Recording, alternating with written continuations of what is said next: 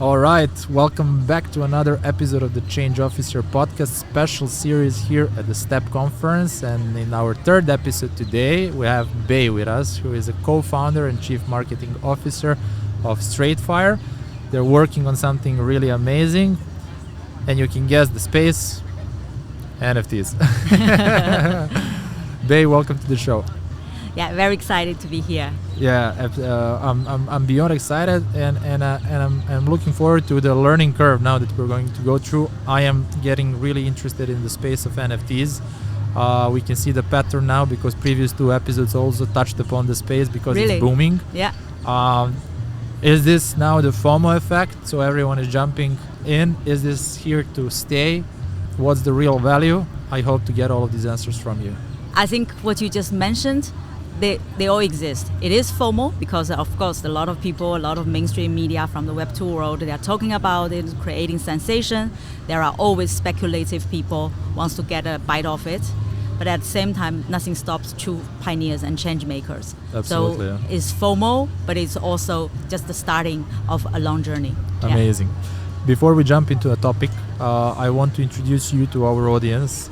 Super exciting journey behind you. You flew in here from Amsterdam, right? Yeah. For the first time in Dubai. First time at STEP. What are your first impressions? Yeah, it's amazing. It feels like it's so multicultural, but it also feels very modern and very futuristic and digital because Netherlands it's quite a peaceful and traditional European. Yeah, even though Netherlands comparing with other European worlds are quite advanced, but still I think it belongs to the old world. No, absolutely. And here is because I'm originally from China, so I'm already very excited that from Amsterdam to Dubai is a few steps closer to my hometown. So. Absolutely. What's your primary goal and what are you looking to get out of the conference? Is there anything that you're putting a special attention to?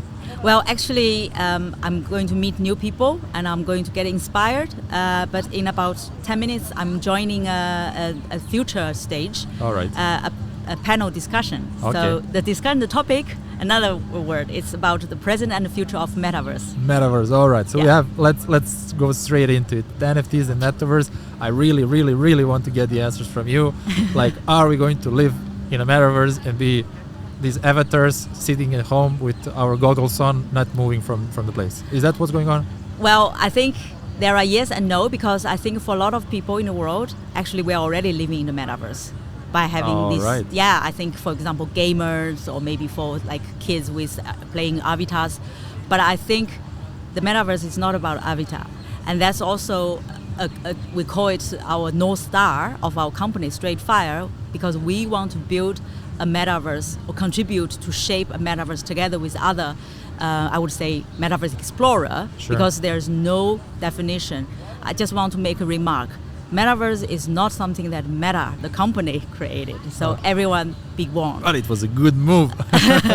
Well, it was a very, very commercial and smart move. But we should stop there. Stop from they further making that, because we think Metaverse should be an ever-changing, but truly creator-driven, and also decentralized ecosystem.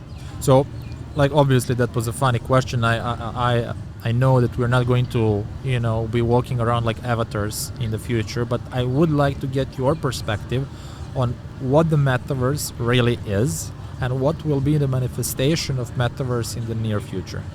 I think metaverse in this case, I think due to all the hype, metaverse is nothing really new now, because it is the word itself is originally from the science fiction novel Snow Crash, so it was already like a decade. But then I would think the easiest explanation is, I would say, next generation internet, because it's the internet adding AR and VR and 3D experience, because we live in the digital world, want to have as more like a better experience as the better experience, the better. So that's why the next generation of the internet, the metaverse, created this more vivid and more this virtual experience. So that I think it's not completely a new thing. That's why I said a lot of people actually is already living it. For example, we talk about phygital, online to offline, social selling, and playing Pokemon Go. it's already Pokemon Go might be a good example of what's to be seen in the future on the back of advanced technology like AR combined with smart glasses, etc. Yeah. I heard a very good explanation or like comparison about the internet and metaverse. Internet is 2D. So we have our phone Yeah, and we have our 3D. laptop Yeah. and our access to internet is through these screens. Yeah. Right. Yeah. Now metaverse is something that is a 3D experience Yeah. where we will be possibly wearing lenses or goggles. We'll be watching through around us and we'll be surrounded by three-dimensional experience Yes. through AR and VR. Correct? Well, yes and no, because I think, of course, you can wear 3D, you can wear those VR goggles, but you also can experience that without wearing glasses. I was just in World Expo. Okay. I was in the Japanese pavilion, I was in a few pavilions, and you see those beautiful installation. And that experience you create, you just walk in it. And I think that spatial design of those pavilion, it already gives you a very 3D experience. Wow. It kind of like stimulates all the sensories. And I think in that case, that experience can be realized even without a VR. So from your point of view, if I were to ask you, metaverse here to stay, is this the next new future reality? Metaverse is going to be something that in 5 years we are, looking at same like we're looking at the internet now, and Google Chrome is going to be a completely new normal thing. Remember when internet started? Yeah. You have all the tech people talk about it, and a lot of people don't know what it is. And now 20 years later, and if you ask my mom, who is already like in her 70s, my young son who's a teenager, you ask them, do you know internet? They said yes. But if you ask them to explain it, they will explain it based on their own experience. That's why we think that it's about the application that bringing in to the Web3 and the metaverse is going to change the future. So it's not all tech-driven. I think it should be creator-driven, experience-driven, human-centric. Interesting. Moving to another topic, NFTs. Yes. I love the concept.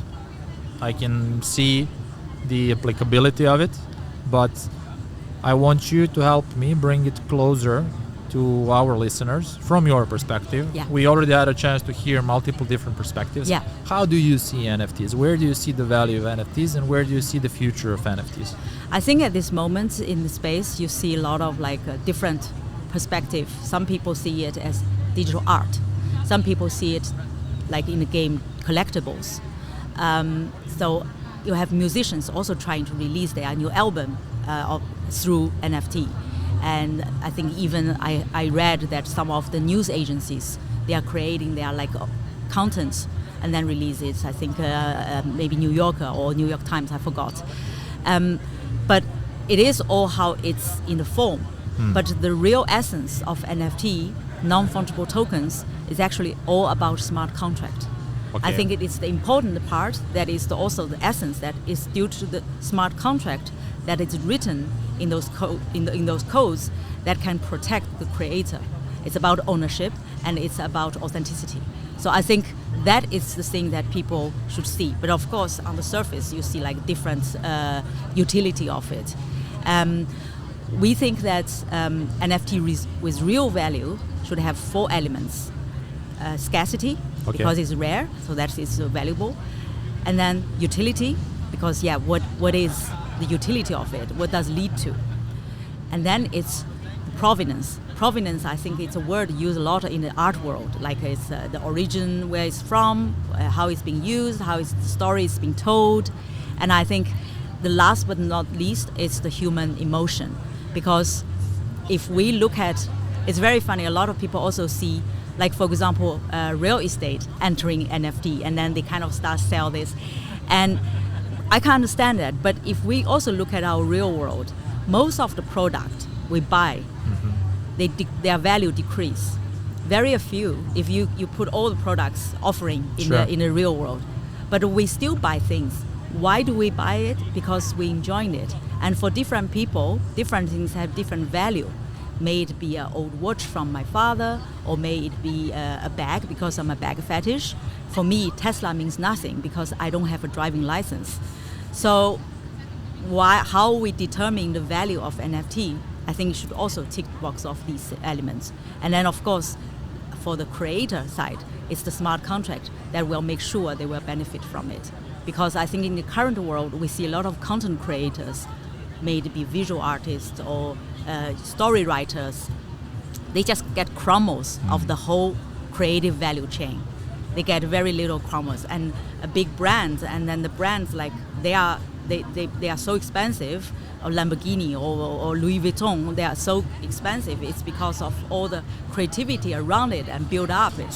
How would you articulate the problem that NFT and the smart contract is solving for content creators? I think basically they give content creator a more option to be able to monetize their work. So, on the back of the story about NFTs and the introduction, at Straight Fire, what did you decide to do? Well, we also come from creative world. So I used to be a more like a texter because I work in the media, so I create content. And my colleague, he used to work in the brand, so he's also from the creative world. We see the problem of creators not get fairly paid, and they're struggling with the current system. So that's why we decided to really build this dApp, decentralized app, and then it's almost like you can call it the TikTok of NFT. All right. Well, what's different from TikTok is on TikTok or on Instagram, we are only renting that platform. We are contributing traffic for it. And then if you want to make money, you still need to get off that platform and negotiate. But for us, the dApp is one side is connected to your digital wallet and the other side is to social media. So for us, the model is create to earn, share to earn. All right, so dApp is going to be something in between TikTok and OpenSea? Well, you can say that. Yeah? Yeah. All right. Yeah. I think that will be most easy for people to understand. That's really interesting. So what's your prediction now, a couple of years down the road? Like, where is this whole combination of Metaverse, NFT, and then crypto going to lead us? Yeah, I think it's difficult to have an exact prediction, but I think we can still borrow how the Web 2 and Internet developed. When Internet started, you have the Yahoo, you have these portal sites, and now we have all the app. We have all these mobile phone driven, and then a lot of people living in it. And I think based on the speed of the Web 2 development, I think it takes like 20 years. I think the Web 3 takes shorter time. And it will be, I would say, 5 to 7 years. It will have a total different look and view. But I do want to emphasize one thing, because I think I see a lot of like an underrepresented region and cultural are contributing to this new innovation, like Eastern European countries and southern part and China, Asia and South America. So there's a certain notice sending out there, and let's hope that we can have like underrepresented cultural and regions that can benefit from this new Web 3 evolution. Amazing. All right, before I let you go, and I think you have 4 more minutes to reach the stage.